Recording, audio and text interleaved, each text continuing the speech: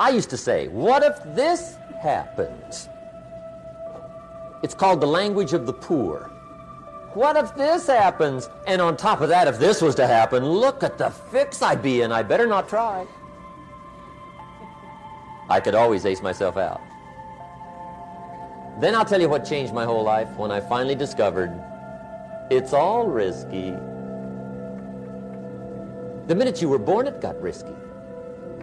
If you think trying is risky, wait till they hand you the bill for not trying.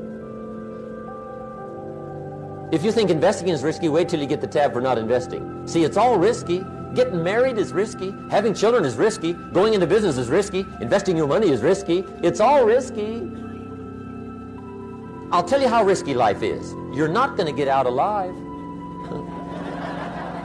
That's risky. The Englishman says, well, if that's the way it's going to work out, let's give it a go. Right, that's what it's for. Give it a go.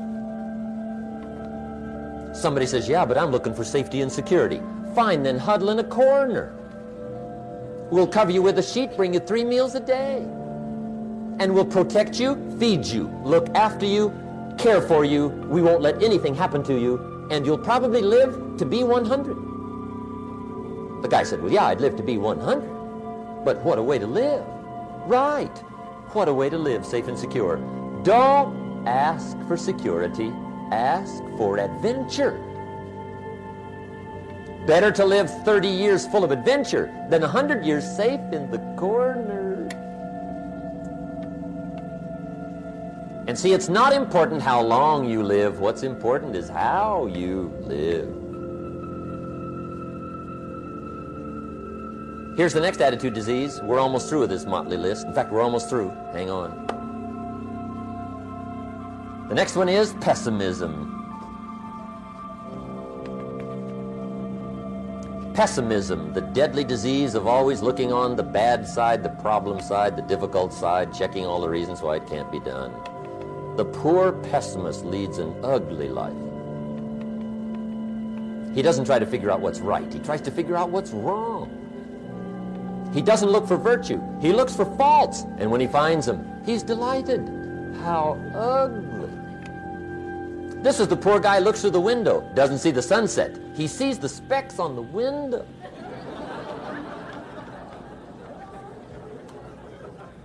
And this is the poor guy, right, who rushes up, takes such leave of his senses. This guy rushes up and he says, I've got 5 good reasons why it won't work.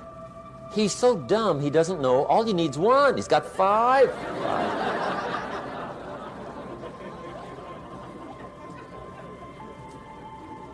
To the pessimist, the glass is always half empty. To the optimist, the glass is half full. Why would the same measure affect people 2 different ways? Answer, it all depends on how you look at it. Our lives are mostly affected by the way we think things are, not the way they are. The way we think they are affects us most. There's a subject we don't have time to get into tonight called better thinking habits. One of the major things Shove taught me when I met him, he said, poor thinking habits keeps most people poor. Not poor working habits. Most people work hard, but they don't think hard. And Shove taught me that the mind is like a factory, a mental factory. And whatever you think about all day long pours ingredients into this mental factory. And that's what builds the economic, social, financial fabric of your life. He quoted me a Bible phrase that says, as you think, so you become. How awesome. When he talked about poor thinking habits, he had me. I used to start the day reading the morning newspaper. I mean, you can believe that or not. I'd get a cup of coffee and read the paper. I'd load up on wars and riots and murders and stabbings and killings and bank robberies and muggings and car wrecks and tragedies. I'd even read the back pages. I seem to like that stuff for some weird reason. I'd load up on all that, and then I'd start the day. You can imagine the kind of days I used to have. You walk around on your financial knees. They call you economic peewee.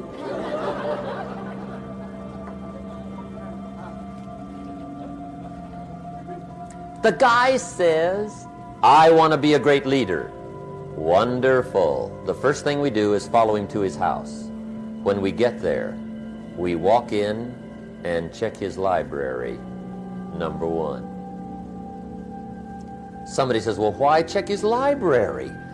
The reason is because what a man reads pours massive ingredients into his mental factory, and the fabric of his life is built from those ingredients. You would not believe what some people have got in their house to read. You would not believe. One of the best dressed up words I know for a lot of it is trash. Can you imagine dumping a barrel of trash into this mental factory every day and coming out with a rich, dynamic, positive life? It can't be done. You might as well try making a cake with cement. The kids back in Danbury, Connecticut, high school, they're asking me questions one day. I'm talking to the kids. Kids got good questions these days. One of them said to me, Mr. Rohn, how do you build the good life?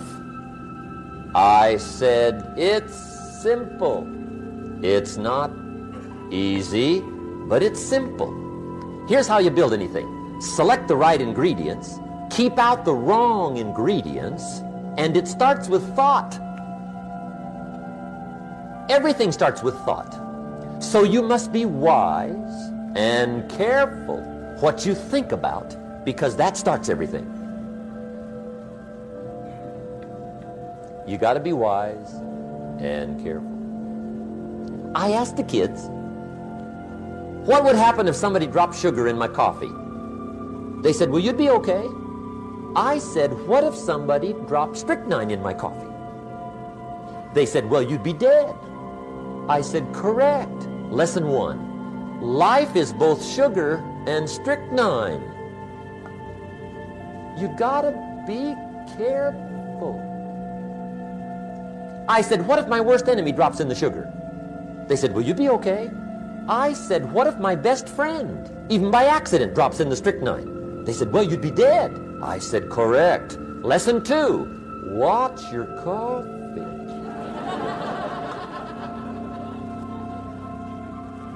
You got to be careful. See, it doesn't matter who hands you the bad stuff. It doesn't matter where you get the bad stuff. It'll still do its damage on your bank account, wherever you get it. Mr. Schoaf gave me one of the greatest phrases when I first met him when he said, Jim, every day stand guard at the door of your mind.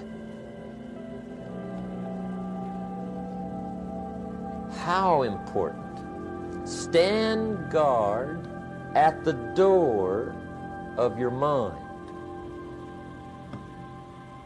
And you decide what goes into your mental factory. Don't let anybody just dump anything they want to in your mental factory, because you've got to live with the results.